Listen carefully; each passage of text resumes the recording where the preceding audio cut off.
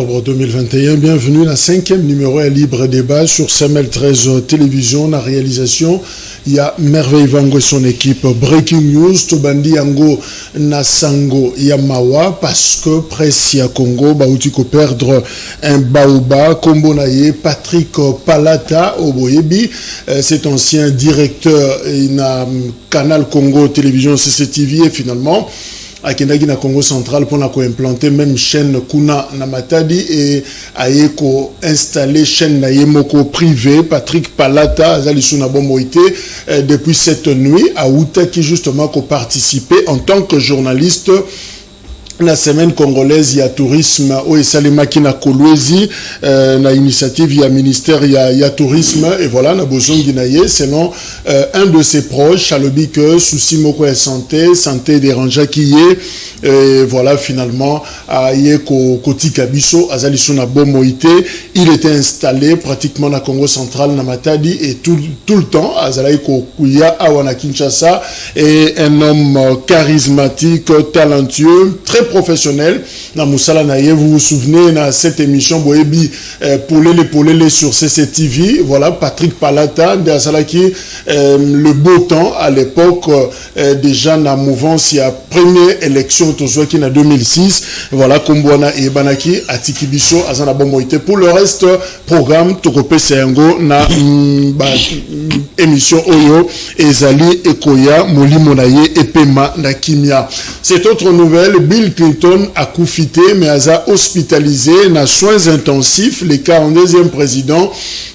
Il y a États-Unis d'Amérique, à la Californie, et si ka santé peut déranger, balobi a un problème d'infection, balobi a un problème mais il y a Covid, parce que c'est un Panzani qui a atteint la Covid, alors service de communication, balobi non, Bill Clinton a eu Covid, mais il a juste un problème, il y a santé, oyo est dérangé, et porte-parole naye, à Outi Kolobake, à si à Misongisi, à Komikoye Babatou, à Zosolana, ba médecin naye, donc la situation est à s'améliorer.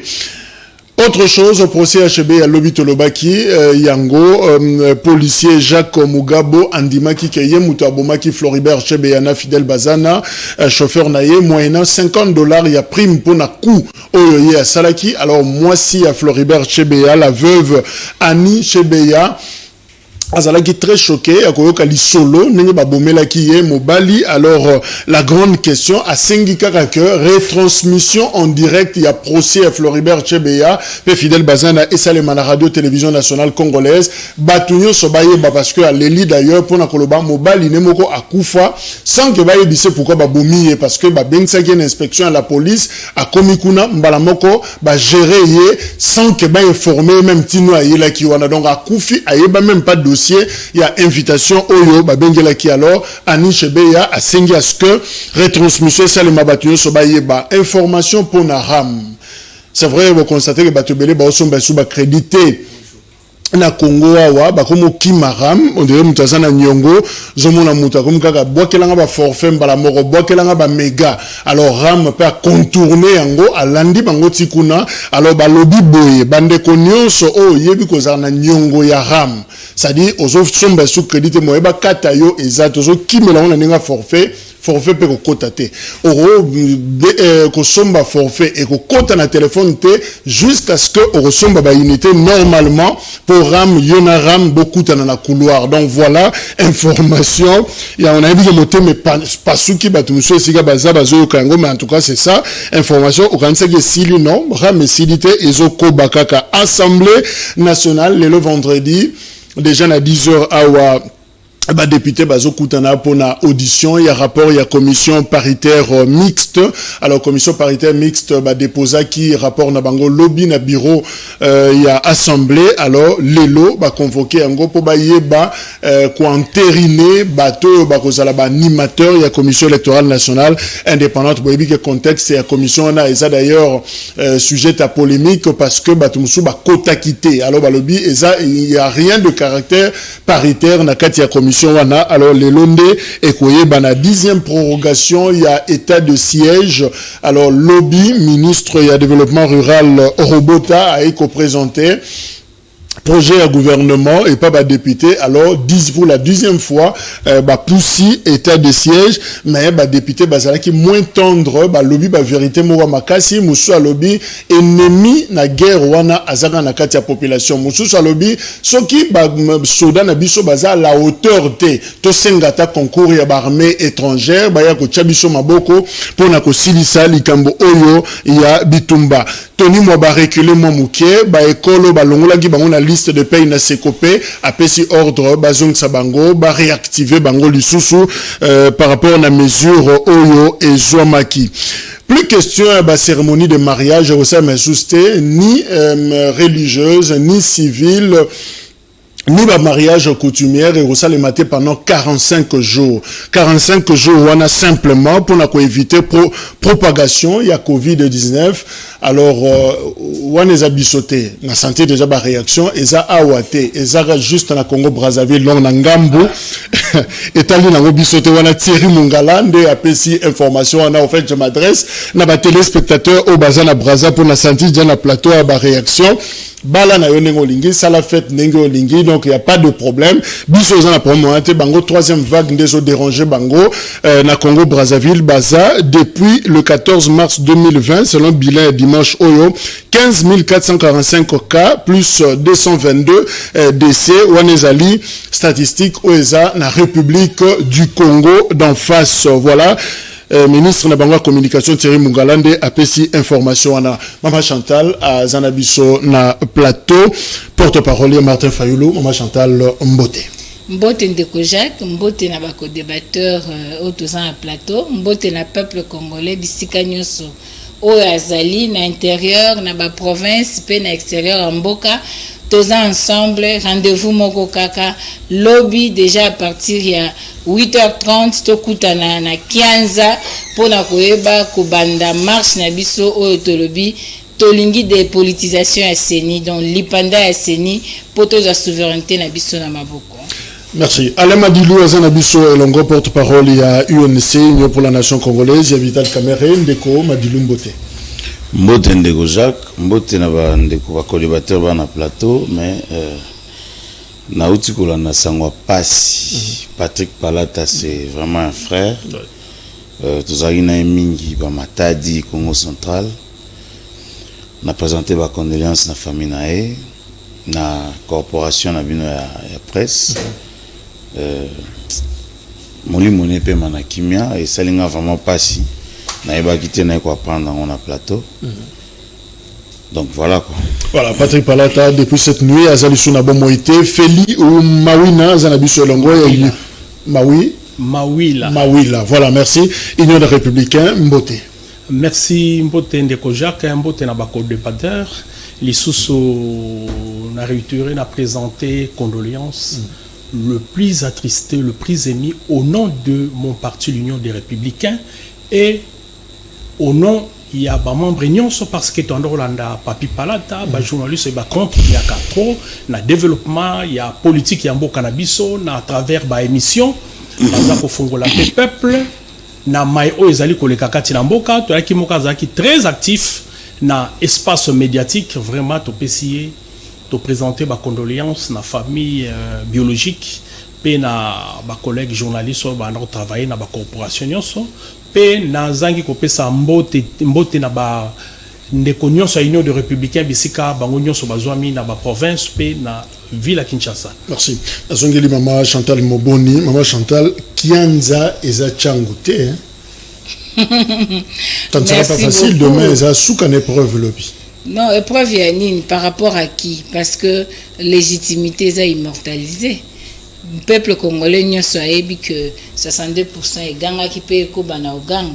Donc ils ont épreuve te ils allaient na stratégie na biso tout le monde que tout ça meeting na Tchango cette fois-ci tous les bandango na Kianza notamment na Wende suppose na biso ils allaient qui tout bandango na rond-point mais après échange na gouverneur bon tout le monde qui tout le bon 62% ezaka Tchango c'est partout peuple congolais azam moko un peuple déterminé à banga la distance té à banga kilo côté donc eza eloko moko tokobanga te peuple aza au rendez-vous lobi tokozala wana déjà à 8h30 président élu à Ozala, le coordonnateur sortant Adolphe Muzitu pa Ozala, peuple congolais Ozala yango nazo rappeler Karabana Moamba que tozu honneur mbala oyo que le président élu azo quitter na mabele que nani activité na biso ya lobby ezo banda na Moamba yango na lobby que bana nyoso ya ngaba bana nyoso ya matete ya kisenso bana nyoso ya limete bana nyoso ya lemba ozana livulu ozana kindele ozana na lemba imbu ozali na banzalemba ozali na rifla oza wapi bana makala bana yolo tozi honneur mbalo que ebanda na côté oya biso tozala wana bato ya liboso pe bana nyoso ya lukunga kan luka bana ya funa bana nyoso ya kisasa oyo bako représenter population congolaise biso nyoso lobi tozaka na rendez-vous moko tokozala na kianza tokobanda marche na biso tokokende ti tokobima bypass tokozwa échangeur à limiter donc tokokontinue yango ti tokoya côté ya première rue Koidro ndeko Jacques omoni tozana ba problème ebele na mboka nous devons apprendre aujourd'hui ya koyebisa peuple na biso à sa différence entre l'essentiel na accessoire to l'excelleur te na ba guerre soit ya popularité parce que le premier de la classe a ebani to l'excelleur te na ba polémique pourquoi A pourquoi B pourquoi B non. Analysons la situation du pays. Mboke etambola te, régime ezali à genoux, indicateur eza au rouge, état de siège mawa, nzala pasi total à qu'est-ce qu'il faut faire pour une solution définitive. Pombo kalabiso ezala malam peuple a seka. Torobo sanate que même préambule la constitution na biso total sabiso ka que toza la infection toza na cancer ya illégitimité alors tout ça la nyonso cette fois-ci to corriger yango définitivement pour que na ba échéance à venir to bandasko ko beta masola développement au lieu chaque fois to bandroyoka que soit na ba confession religieuse que soit na ba parti politique autour ya CENI autour ya non tout ça là tout cette fois-ci to soit de bonnes élections par rapport à CENI à malam moto kolinga tozwa en dépolitisant CENI wana ya koboya glissement koboya fraude électorale de façon que tozwa bateau bazali légitime ba animateur ba institution ya bien et préparer biso to bongisa mboka pour que désormais ba élection ezonga na l'état ndenge bana ko sa ma ministère intérieur to ko éviter ma mbebele point de départ ya marche à lobby Kianza super lemba bokoti au lobby bypass bobimi échangeur bozui limité je crois que bon les cas justement bataille de peste na nenga musika alors rendre nani point de chute eza na Koidro alors na Koidro ma Chantal ba annoncer biso que Martin Fayulu la koloba lisus ni nyango lisu bokoloba o nanu botika la koloba te d'autant plus que très ans ngo ko avancer commission paritaire il a déposé rapport naie les lots plénières au sous-trapé ba animateur a seni ba bimi bino bozolo barakaka est-ce que zomona te que mode opératoire na bino zozalaka loko les autres kanasima mais au habité que tout a été fait par la parole tout oza mokilo salama liloba et aujourd'hui maloba o nyonso le président Elia Lobaki ezokokisama ayebisa biso to assister na théâtralisation scène politique tout moniango ayebisa biso union sacrée sa deuxième grossesse tout moniango alobaki na biso to na continuité tout moniango pour dire quoi au moni ndeko nangai train ko iko kene nango démarrer kei mais train ko sa collision train ko ripe ko s'arrêter dans les dérailler et bomi pe bat ce n'est pas le fait que le train est démarré mais rassure-toi na état train ils ont démarré rassure-toi que moto aza ko kamba train wana zo conduire yango aza compétent rassure-toi que bateau ba passager oyo bazali na kati ya train wana baza na qualité. C'est ça le problème. Tant que tu bandaki à la coalition FCC cash, le train est démarré. Et démarré qui? Mais quelque part, il y a côté le non. Il t'a fait le mapo, bateau de Kanisa qui doit la banque ensemble, bateau sur la cloque à jambe. C'est qu'on train là, ils ont une arrêt initial, ou bien ils ont démarré à partir de la place où il y a un souka kiwan. Donc pour dire qu'il ne faut pas confondre vitesse et précipitation. Merci. Au kende na yo Kimambangu mais okoza pema parce que ce que Kimambangu dans le nord mettait okokoma pe na sukate pour za vainqueur. Alors ndeko Madilou, c'est vrai, commission mixte paritaire réseau Fanda bino pe na UNC besoin que moi recule mouké parce que vous pensez qu'il faut consensus to Fanda to Sola comme les autres ensemble FCC la Mouka. Mais finalement, la commission a déposé quand même un rapport à travailler qui même sans vous, et voilà que bazo avancé le plénière pour entériner des désignations, procès verbaux, et il y a membres, il y a CENI. Est-ce que vous regrettez le fait qu'il y a Kotikala? Bon, il faut moins éclaircissement. Tolobagi consensus, il y a parti politique. Tolobagi consensus, il y a confession religieuse. C'est-à-dire, bangonio sur 8, Bapé Sabiso, candidat au hasard choix à consensus. Et position en a-t-il les UNC. Mais la confession religieuse peut passer à l'imoté. Oui, mais Oebi, Ndego Jacques, Nalobaka, avenir et la démocratie, Nabiso, ils ont dépendre de la décision de Rosalelo. Place dans le monde que la commission paritaire est au Soukananzela, on a un mécanisme nangai. Ba église bango nyonso ba signa PV que to kanité. C'est-à-dire ba église ensemble bango tout. Ba bi to kanité. Ba zui rapport on ba kotisina ensemble national. Ba signer les sous que bazo subir ba menace et consort. Je crains que tiba comme na souka ba atteindre objectif parce que ma prémisse ils ont un problème. Commission paritaire to boite mais tant on va brandir PV tout le monde va musulman va comme fustiger ba présence à tout ça. Donc biso tilelo soué na biso za te que bo présenter biso candidat de vie ou de mort. Ce qui lelo na l'histoire démocratie to mo beta l'histoire bilongi ya batu. C'est que tous les pays tout tient on a balabala. Ce qui lobby pour le église catholique na SCC, de mauvaise foi.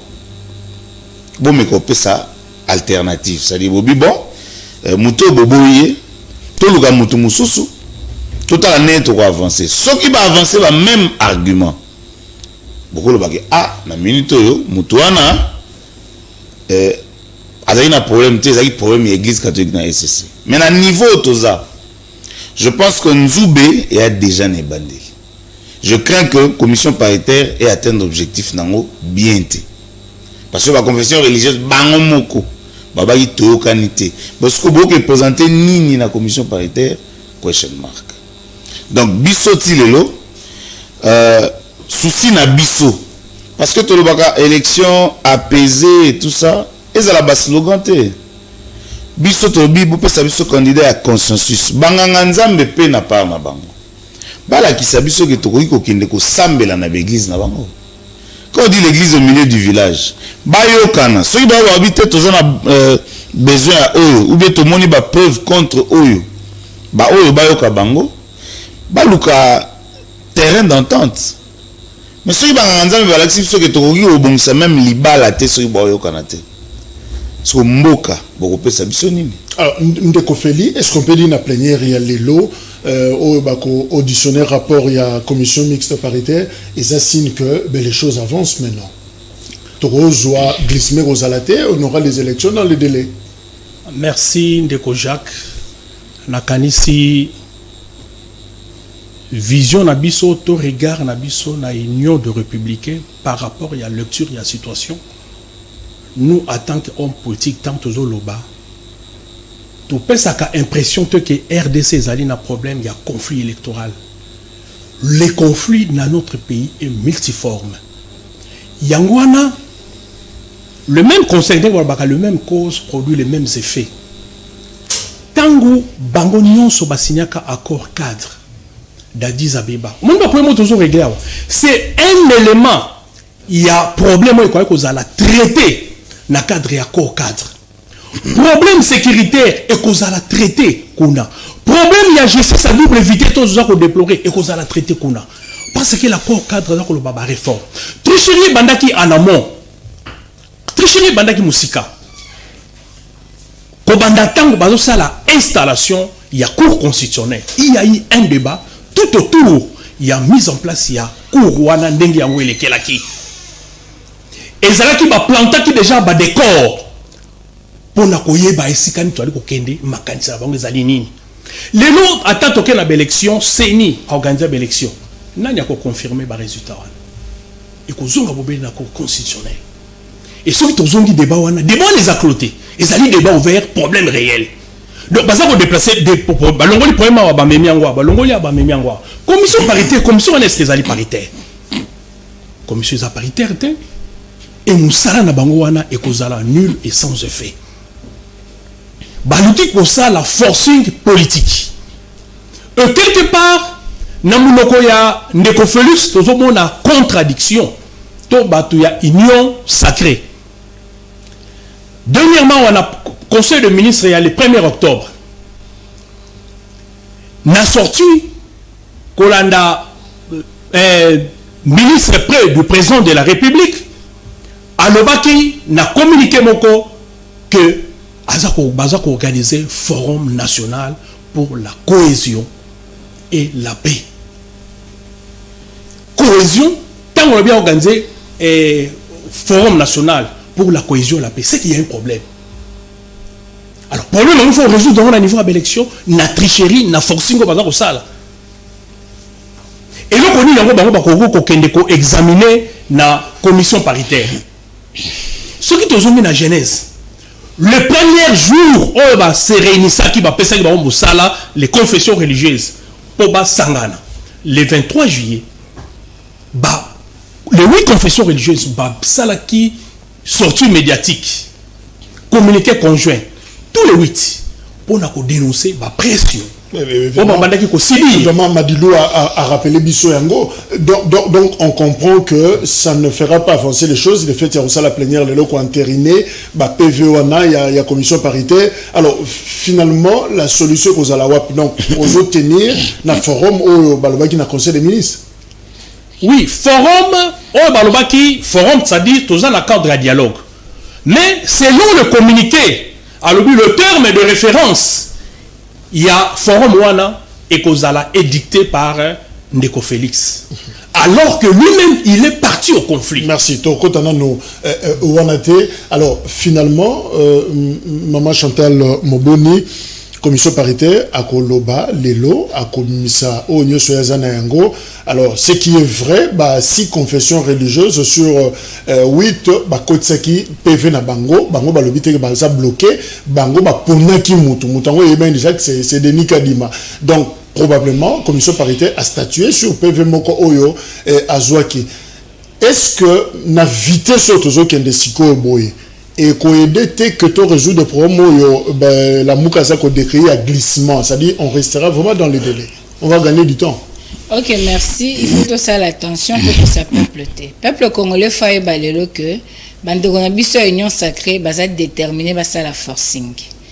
Problème est là au niveau de la désignation à candidater. Problème est à niveau de la confession religieuse. Problème est à niveau de la loi portant organisation et fonctionnement de la CENI. Parce que cette loi a vidé CENI dans sa substance. Parce que CENI, c'est une institution d'appui à la démocratie. Son caractère principal, c'est l'indépendance. Et aujourd'hui, dans leur loi, que le Parlement a décidé, au cas où la confession religieuse solution à problème T. Ça, c'est politiser en outrance la CENI. Au regard, il y a 3 cycles électoraux Toutikozwa. Bilan Naango, lacune au Seigneur l'Axibiso. Les lots prendre un bureau de 7 personnes, majorité 4, FCC 2, et puis Moko, société civile, soi-disant, mais un candidat du chef. Ça, c'est la politisation en outrance de la CENI. Donc, on ne peut pas parler de désignation des animateurs sans qu'Obongisa loi wana. Parce que, Eza Loko, on a répété chaque jour. Mama Zolamba Pondu et Koti déjà Mbouma Bololo. Ato tieba episa ndenge nini pondu wana kombo nango fulu. Donc le col remarqué ango avant il faut luka solution mosusu pour osala que bana bazala malam. C'est ce qu'il faut faire. Tolobi il faut un consensus autour de réforme. Ya CENI. loi portant organisation et fonctionnement, il y a loi électorale, il y a calendrier électoral, il y a cour constitutionnelle, il y a service de défense et sécurité, et ben c'est ça, et puis il y a au Conseil national des droits de l'homme. Comment tu reconnais institution nous sommes côté na CENI, disons na processus électoral, ok qu'on soit cour constitutionnelle, mise en place en violation de la loi. Ok qu'on soit le lot CENI. Oh, biso to lingi to côté na ba guerre inutilité. Parce que aujourd'hui c'est prouvé noir sur blanc que Union Sacrée Moutou azali kotia kavuyo na kati ba confession religieuse. Mais qu'aujourd'hui une commission soi-disant paritaire na landaki émission moko la Top Congo ya ba député ba ça qui débat Eliezer Alexaki que cette commission composée de 14 personnes à Union Sacrée sur 20 personnes. Paritaire, ça veut dire quoi? Nakangana nango. Et puis, assemblée au lelo. Elingi epe sabiso, avenir et à peuple, avenir à jeunesse, destin à Congo, lelo. C'est assemblée wana, ils ont un défaut de qualité. Ils ont un défaut de qualité. Assemblée au penza tozo mona que, makambu nyoso etali peuple, etali bangote. Façon va traiter dossier à rame contre le peuple. Bazuba palissade contre le peuple. Peuple a souffert. Sali ba commission na bangoana po basala nini décor. Ba bongisa mbetu pour la moyibi ya maponomi. Yango tolobi. Il faut le consensus, pas pour le partage de pouvoir, mais pour le réforme. C'est de lingi Congo. Yango biso tozolo baka que le ba mécanisme constitutionnel o tozalango. Ezali koloba, ezali marche, ezali ba meeting tozo sala. Yango toza kokoba na koyebisa peuple congolais. Peuple congolais koza la maladie te o ya lingara maladie na ye. Un malade qui aime sa maladie. Il faut la malade a lingi abika. Merci. Ba extirper microbe ozoboma mboka. Yango na tolobi que ba plénière wana, ils ont yango ba formalité. Na parlement wana intérêt peuple zate. Le peuple doit se prendre en charge to kutana lobby samedi na kianza to la mokili mokili. Nous ne sommes pas d'accord avec ça. Voilà, au lobby yango likambo peuple évidemment ba konzi ba zo travailler penza pour na peuple té et évidemment aujourd'hui argument likambo ya ram au batunyo so les députés ba bengi yango vol escroquerie mais finalement ram etikali c'est-à-dire escroquerie de na logique wana yango zo continuer kaka kokamba biso. Alors comment justement restaurer une gouvernance vertueuse dans la République démocratique du Congo? Est-ce que c'est possible bokambe mimoko ya malamu eza na mboka na biso na français babengi gouvernance moko vertueuse, c'est-à-dire fandi sur des vertus, oui fandi parce que finalement tout ça assisté à un scandale. Interview IGF à Salina AFP agence France Presse à lobby. Nous avons affaire à des gens qui sont nés dans la corruption, qui ont grandi dans la corruption et qui considèrent que la corruption et les malversations étaient devenus des faits normaux. Donc, à ce qualifié, bisogno soketo botami na corruption, to koli na corruption, to zabatu ya corruption, to komisi même corruption normale et loko to benga escroquerie, mais zo continue à coopérer na mboka na biso. Et d'ailleurs, l'ancien premier ministre Adolphe Mozito azaki cité na dossier oyo ya ram parce que balobi yé mutazaki parmi bato ba signer décret pour na ko instituer ram après cette explication na yé devant population lors ya meeting oyo ba salaki na s'intéresse to kai. Bien la tribune, fait la conférence de presse. Conclusion et que ça là, il faut balongola yango. Balongola ram, ba modifier, arrêter les zonga nenga na tika ki yango. Ensuite, ba zongi sambongo parce que d'une part, non seulement des créwana isali illégal, mais aussi illicite. Illégal eza eloko eza ko violer les beko. Illicite eza eloko ba pekisi. Donc tokolobela yango il faut elongwa mais ensuite pire mieux encore il faut bazongisa mbongo na kesi ya l'État. Merci beaucoup.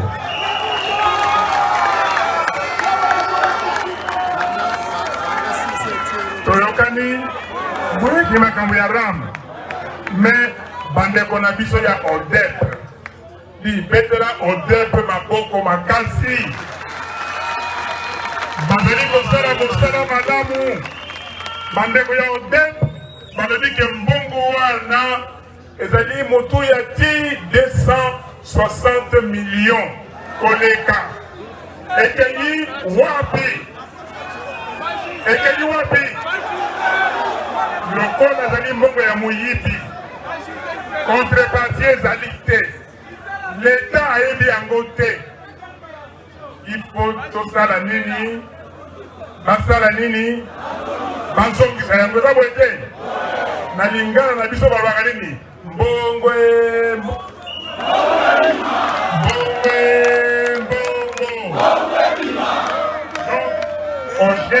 odep asala lobi makambo na ye mais etikali nani IGF boloba na IGF non pas boloba ngai nalobi na IGF ayebisa biso makambo ya ram ezali ndenge nini ayebisa biso 260 millions wana ekei. Alors, senti que Martin Fayulu Mungongo Ezananou, Azomba Kitoko. Alors, finalement, Alain Madilou, est-ce qu'il est possible, Yakolobela, une gouvernance vertueuse dans Mbokana? Ok, comment Moyibi, combien un peu fréquent dans Mbokana, toujours avec beaucoup de simplicité. Moyibi, Mbongo Moyibi, taxi à Moyibi, est-ce qu'on peut moraliser notre gouvernance, notre gestion, gouvernance, Mbokana, par quelle méthode finalement? Oui, au moins, lelo moibi watakomo loba moibi lokwa nzembo. C'est-à-dire moibi tala eloko lobi ndeko IGF ko qualifier batu nyonso babotama na corruption na éviter. Peut-être na hôpital batu babotama ki bakina corrompre médecin pour babima. Ça dépend. Je mon ami mozana le kanamoni bana mike bazo uti bale bazo mba caméra na prison mi yibi libanda. Nami tuna lelo na comment comprendre que ezana batu mususu bazo indexer baninga pour bango ba opérer CNC. Bonne gouvernance c'est possible parce que au moni na mboka na biso ezana biloko belé otoko sala. Chemin de fer soukaka na nord koto. Par rapport à projet de société na biso ya UNC, il faut continuer chemin de fer et qu'il nous sabilo kotina sud. Ba avion sozu vol ozoka Kinshasa Addis Abeba et longue sous Addis Abeba et katisi les Karabiso na Congo les mbongo tozo perdre. Je pense que maman Chantal a dans secteur na contre les ngate. Il y a des choses autoko sala na mboka na biso à part baramo. Il faut permettre que ça l'été zo mbongo. Tous et ça les logo moko autoko sala ozaka par exemple na Rwanda. Ba régie financière so toujours ba régie financière no soto commission loko moko et ko ki pe komeka ko freiner là ya fraude na mboka.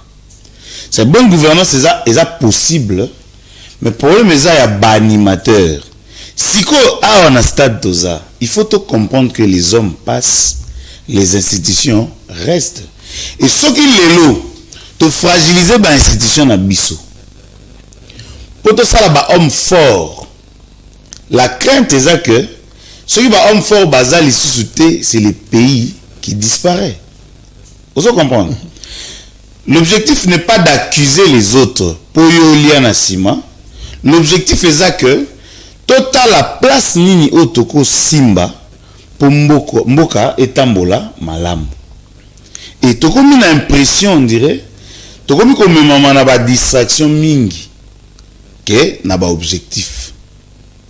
L'objectif est tellement ébélé. Si tu as une facture à Snell, tu as $1 pour éclairage public. Et le temps de déployer RAM parce que comme il a un téléphone, il y a un ça n'a pas beaucoup qui est mis 3 fois par jour. C'est-à-dire na tongo na tie balier na meki ozela na midi balier na soir. Ce que je me demande, RAM wana ezanini auto identifier RAM bazana bureau en face à Pullman. Serveur central na bango il paraît en Belgique.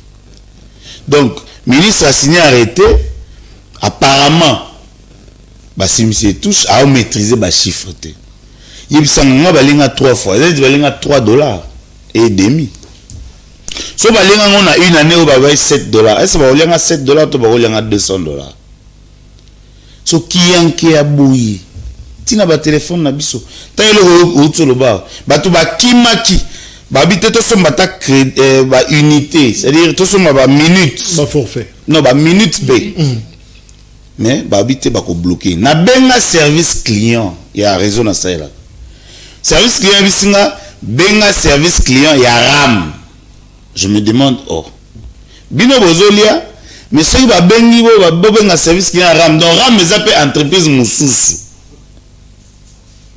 ozomona place des ordres allés toko lelo ngane tinga bonebi réseau na ngam telenga unité mais quand j'appelle mon réseau pour se plaindre réseau ebisinga apesinga na numéro service client ya RAM benga service client ya RAM tomoni place tozo kende biso moko ko fragiliser ba institution na biso justement na zozongela ndeko Feli mais justement à lobby yango gouvernance ya kiyanke ça dit vraiment bazo kamba biso na eloko bozo boya on vous impose on contourne même pour ba kanga pena bino bien alors IGF azoloba par exemple méthode naie pour la gouvernance moko vertueuse à lobby à renforcer les kamba fermeté na ba contrôle naie à lobby deuxièmement azo viser pas seulement ba menu fretin mais azo kende kino na ba ministre kino na ba responsable au placé pe azana stratégie à communiquer ka ba résultat et ba enquête na sur cette enquête mission pour lele c'est vrai ça dérange bateau bazana na kati ya mafia wana mais au moins ils ont ba stratégie pour que azongisa gouvernance et la vraiment basée sur ba vertu. Merci ndeko Jacques. Likambo wana eza likambo ya pasi parce que vol et bandit likolo na numéro 1 tina C. Tant que monsieur Alingeti a incriminé tout le monde na niveau ya gestion tant que likolo zanzambi c'est-à-dire au sommet des institutions au sommet des institutions tina C. Tant que on a un contexte politique il faut comprendre tant que loba et problème il y a discrimination à niveau il y a IGF mais IGF il y a quoi ça dit coopérer d'abord dans le mafia n'a pas pensé ça IGF a interpellé Tony Mwaba ministre ya EPSP pour un détournement. Tony Mwaba son tour il a 15 Alingeti pour un problème il y a marché au Bayakinango sur les cartes biométriques il y a Belev Géridos dossier Géridos il y a un dossier quelque part il se retrouve à aller à Kanabilo Royal conflit est venu à niveau à média et qu'il à niveau à média il se retrouve où na cabinet à secrétaire général à IDPS Augustin Kabouya Bakelo Sani Kuna. Qu'est-ce que Kabouya représente Oyazali ministre il y a EPSP Oyazali et IGF n'est-ce pas là du genre la corruption il y a corruption morale aussi on vous impose on vous édicte et le ça là et c'est les ça grave élément amibale kaka na bango Jules Alingeti a ça un rapport pour le comité de gestion il y a CNSS sur base il y a rapport wana oui sur base il y a rapport wana comité wana zalaki mise à l'écart. Quelques semaines après, tout le monde a un deuxième rapport. Il y a Gilles Alingeti. Il y a qu'au plébiscité, gestion, il y a Kizaki dans un rapport. On est qui bango libanda. N'est-ce pas là, ma preuve de la corruption? Alors, ce qui va nous coopérer la corruption, avant que ça là, est-ce qu'on inspecte le niveau de la présidence de la République? À quand le résultat? Tout ça causé là. Deuxièmement, il y a eu dernièrement un communiqué, il y a directeur du cabinet, il y a Ndeko Félix, Azako a interpellé les conseillers diplomatiques les conseillers, tous les services de la présence de la République. Il y a quoi interpeller bango, bah commis qu'on soit engagement. Il négocie des marchés en dehors, en aussi, il y a directeur du cabinet. Ozomona, comment corruption est allée na niveau il y a les colons na sommet, na niveau il y a institution. On y a une lettre document officiel, il y a directeur du cabinet. On a rappelé cabinet au chef de l'État à l'ordre. Donc ça vient na sommet na ozongela maman Chantal. Alors finalement IGF a expliqué ndenge nini moyibi yango et salemaka sur facturation par exemple, rétrocommission, sortie non justifiée, ba fonds, présentation de faux documents, minoration même il y a ba recette en complicité na ba kondi yamboka. Alors ndeko moko lobi dans tout ce qui est fait à la tête de l'État, il est primordial que l'intérêt du citoyen soit au centre de tous les objectifs. Finalement, comment faire pour avoir une gestion, gouvernance, et autres travailler pour l'intérêt, il y a peuple. Finalement, peuple, il a raté.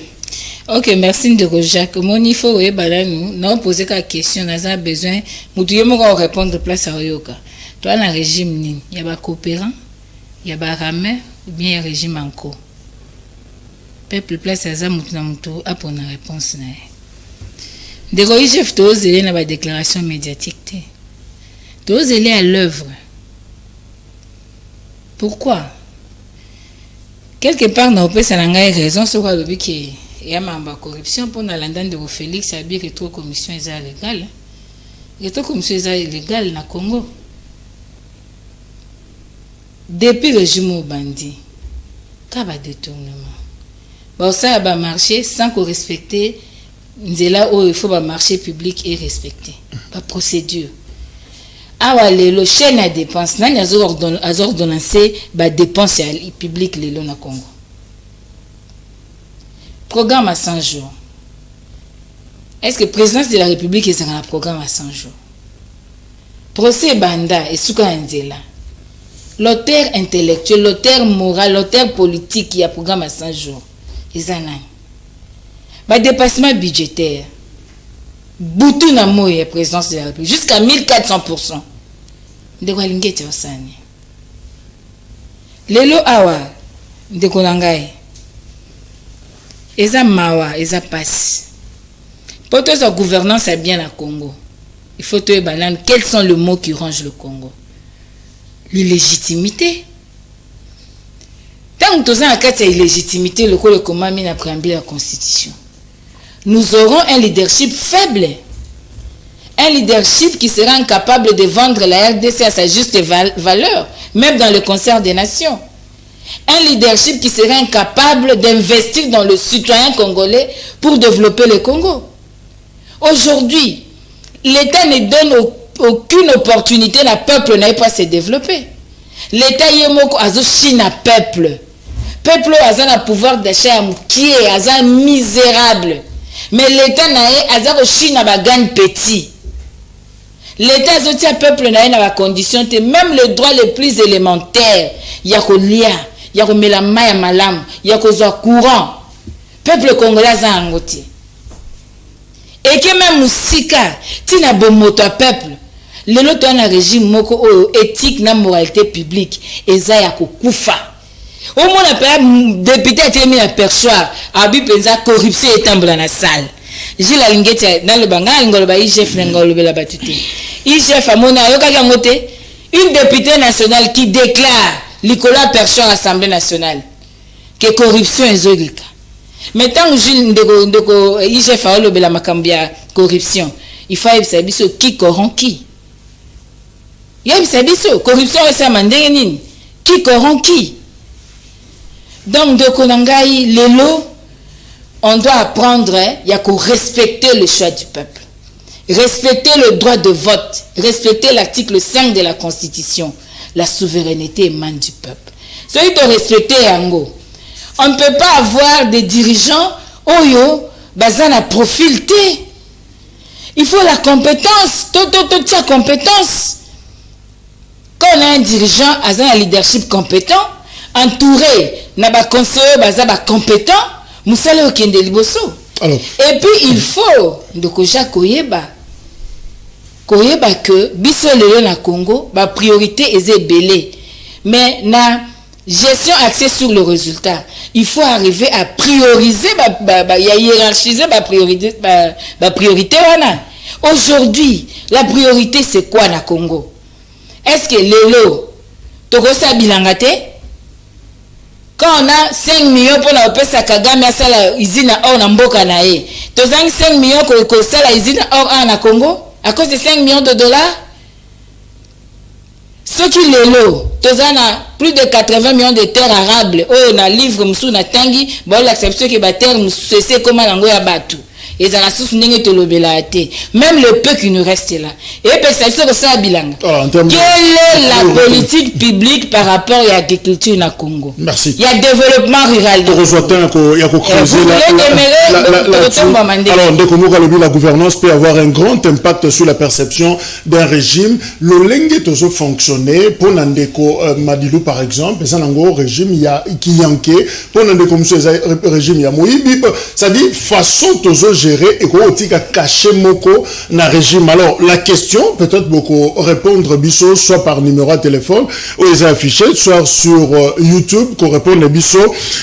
Ba dérapage nini bozomo na gouvernance il y a Félix Tshisekedi Nabo Kambemi depuis 2018 kino lelo o élection salemaki ba dérapage après 2 ans au bino bomoni ezani comme la biso kaka réponse na question au bandi ko pesa ba réponse na yo to rassembler un gonyoso pe to kotanga ngo ya un numéro de téléphone nous a affiché l'émission mais aussi kende ko s'abonner na CML13 télévision pe o pesa biso réponse on a partout bozana poto a na Kinshasa pe Braza Mokili Mobimba bo répondre biso la question na quels sont les dérapages constatés par vous na gouvernance il y a Félix Tshisekedi depuis 2018 Kino Lelo. Alors ndeko Ale Madilou bino bozabali et partenaire na kati ya Union Sacrée.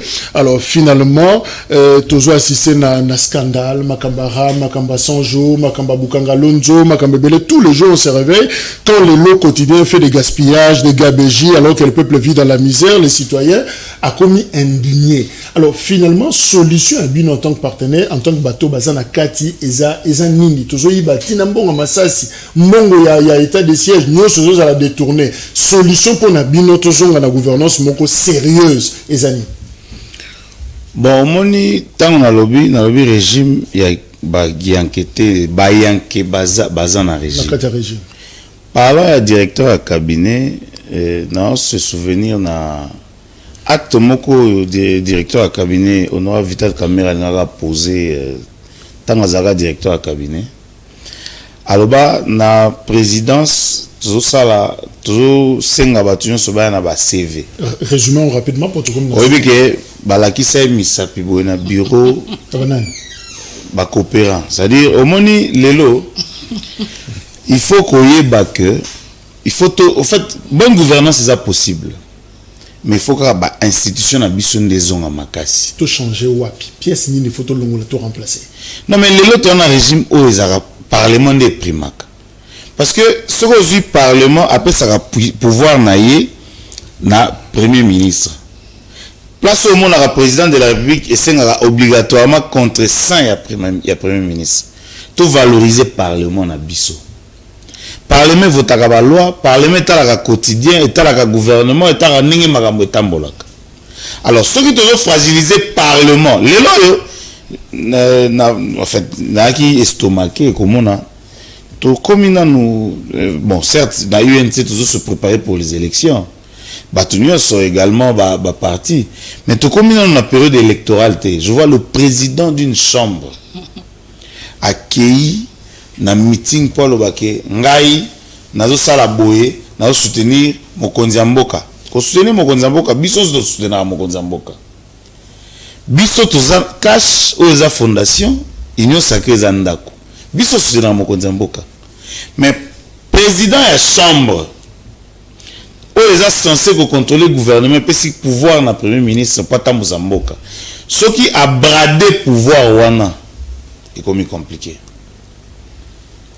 C'est-à-dire bonne gouvernance c'est possible mais faut trouver un mécanisme total la démarche total la constitution na biso lobi nini. Alors babiloko ezo sala malelo risque ça parce que biso na d'autres bien ba jurisprudence risque eza que lobby muto banda se référer nango po bimaneti normal yango photo dénoncer parce que na lobaka toza na politique mais totalaka jeunesse zo ya sima na biso nini tokotikela bango comme héritage. Bonne gouvernance est possible mais faut tolongola ba sentiment tolongola ba émotion totala ba institution na biso ezonga na place na. Merci. Alors ndeko Feli, avoir des gestionnaires publics au bazar et prix na ba qualité na ba vertu, est-ce que c'est possible à l'autre rose au comment machine à production na bango? Merci. Il fallait que loba makambo ndenge yango esengeli ndenge ndeko madilo uti koloba to lobby gouvernement ya ba yanke yaki yanke bien qu'à lui qu'on rectifie un peu non ezali yaki yanke. Pourquoi je le dis on dit le lenge majorité et salamaka mais veut comprendre que le bini la majorité ne peut être identifiée une seule fois au cours d'une législature et c'est au début. Mais ton moni le lenge comment les gens se sont bousculés mbongwe tambouli députés révolutionnaires devant la presse. Les députés révolutionnaires, ils ont marché sur leur propre texte. Les grands producteurs de loi. Ndeko Jacques. Mais tous ça sous la République, nous ne sommes pas dans un état. Mais justement, nous sommes dans la vie. Il y a la désespoir. Émission, rôle pédagogique, justement, à midi, en Goana, toute cette thématique, où le poteau repensé, est un avis, proposé par recette Moussous. Comment qu'on refondait l'État congolais sur base, il y a une gouvernance vertueuse. Pour une gouvernance vertueuse, et là, tout le temps, vous allez tambola. Même en son temps, vous allez tonganda, tout à quel niveau, à mon déjà que petit pente, il doit casser. Il doit bander la fondation. Pour éviter que nous ne soyons mais quelle hauteur, nous, tu as immeuble, à ça, sûr que ça la banné. Mais ce qui, troisième ligne, quatrième ligne, pécipante, il faut qu'on casse. Mais l'édifice, sinon, c'est quoi? Ça sera une perte énorme. Il y a un moment la solution, c'est l'accord. Tant qu'il y a un dialogue issu de l'accord cadre, tout résoudre un problème électoral, mais tout résoudre tous les maux qui rongent ce pays. Parce qu'il y a un accord cadre, et ça n'a pas en matière à traiter. Et c'est un traité international par rapport à l'article 15 de la Constitution. Et le but, il faut que ça la réforme. Et ça, la double aspect. Et ça, l'aspect régional. Il faut que le bateau européen, ça raison à IGF, le but au botamana la corruption, to coller la nango, ti, suga pembeka na corruption. Parce que, Obama, je crois. Office de bien malaki. Existait dans CNS. Mais on dirait que nous avons dit Siko et les qui n'ont pas Obama. Sur la mousse, CNS, c'est la chose Obama, c'est sûr que vous ça. Par rapport aux chiffres, c'est un scandale même, Mouto Obama, Babane, quoi, accusé. Mais on dirait amélioration d'un comportement d'Abisso et Zozalate. C'est plus pire. Parce qu'aujourd'hui, corruption est commis institutionnalisée. Alors quelle chef de l'État, non, on a les corruption, on a les rétrocommissions. Menteur, mais il y a droit, on a rétrocommission sur les alliés vol. Est-ce que tu as un ami il y a un par rapport à l'élément où on a oublié, ils sont institutionnalisés. L'élément moko par rapport à Yaram. Pardon, le président a UDPS, où il premier vice-président, il y a l'Assemblée nationale, Jean-Marc Kabunde, Azalaki na réunion na hôtel du fleuve lundi, avec membres réunion, ministre réunion, député réunion sacrée, pour nous débattre le problème Yaram. Pour la bango a plaidé cause, il y a ministre Batikaye. Accueilli plus loin, il y a constitué que Bilokolo, on a besoin de attaquer la ministre. Non. Structure, ils ont géré le coin, ils ont dépendre directement de la présidence de la République. Ceci a été décidé, a été débattu, examiné à la présidence de la République. Et les lots, traçabilité à RAM, ils ont été ni en recette, ni en dépense. Les sous quand on va député par lobby que va qualifier aux cas du vol, des escroqueries. Si on va bien institutionnaliser l'attacher à la présidence de la République. Donc l'escroquerie vole les années à niveau de présidence de la République. Alors, par rapport, il y a déclaration à Jean-Marc Kabund. Il est possible de purifier quand même l'institution Nabiso, pour purifier gestion Nabiso, recette magique et années, tout succès. Oui, Botswana, ils ont pays africain. etombwama à cause de la justice, etombwama à cause de l'état de droit. Et ça, la lutte contre la corruption, cheval de bataille nango. Biso na Congo. L'état de droit doit commencer par le respect du choix de l'électeur congolais. Ceux qui vont respecter quatre article 5 de la Constitution, donc vous avez député ou vous avez redevable dans le peuple congolais. Donc vous avez député ou vous avez corrompre bangote pour le dossier RAM. Donc vous avez député à palissade. Donc vous avez député ou vous avez télémaloko la cette dame que j'apprécie comme Naïbi Kombote, la députée ou a dénoncé la corruption. Bravo à elle. Donc vous avez député ou vous avez boya vous avez dit à palissade. Le coup là Charlotte Massala, Dos Ndombasi, Kassé quoi Jean-Baptiste et Mambo. Bako boya yango. Pourquoi? Parce que ayebi que l'onction que je possède moi, le mandat que j'ai reçu du peuple me demande à rendre compte au peuple. Mais dites-moi aujourd'hui, Toka Mwani, Mouto Banomakie, il est redevable na Mouto Banomakie, c'est pourquoi tant que bango ba réunion na ba di fleuve partout, ba ko ça la volonté à ba créateur na bango. Merci maman. Donc to lobby Ndeko Jacques, lelo pour sauver le Congo. Il faut que tout ça, comme le président élu à l'Obaki, il faut te bunda pour la légitimité, il y a des dirigeants, des institutions. Tout ce qui a la loi sur mesure. Au moins, on donne tous les critères. Mais l'article 72, pour être président de la République, il n'y a pas de critère niveau académique. Pourquoi? Donc, s'il vous plaît, Yango Tozo Lobake, non, c'est la base. C'est-à-dire, désormais, il faut tenir compte, il y a cursus, il y a profil, il faut tenir compte, il y a ADN, il y a pouvoir. Pourquoi?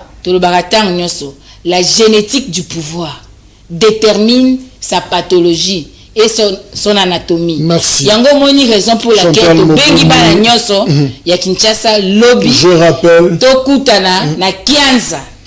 Biso nyoso, à partir de 8h30, ensemble, là, le président élu, là, le coordinateur sortant Adolphe Mzitu, tout marché, tout l'exabango qui besoin c'est la biso mbon na biso ara. Merci maman Chantal. Na rappeler question Toza Kozela, quels sont les dérapages constatés par vous na gouvernance ya Félix Tshisekedi, déjà la mi-mandat naie 2 ans plus. Alors beaucoup menabiso na numéro de téléphone, mais aussi beaucoup menabiso na YouTube, beaucoup commenter, mais comment réponse na question et au possible réponse na yo to kosangisa ngonyoso poto tanga yango évidemment va représenter un pouvoir barozala on a pour réagir, c'est toujours important parce que to lobby yango batomaye les balobi, la gouvernance peut avoir un grand impact sur la perception.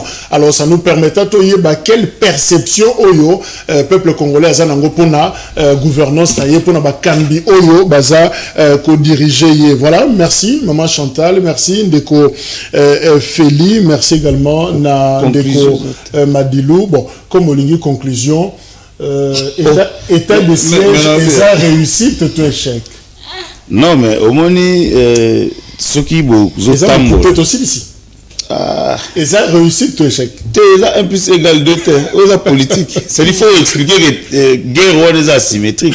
Et la guerre tout quand c'est que soda va résoudre le problème et ça social, économique et sur Twitter. Merci. 18h, 21h rediffusion. Au revoir. Lobby 6e numéro.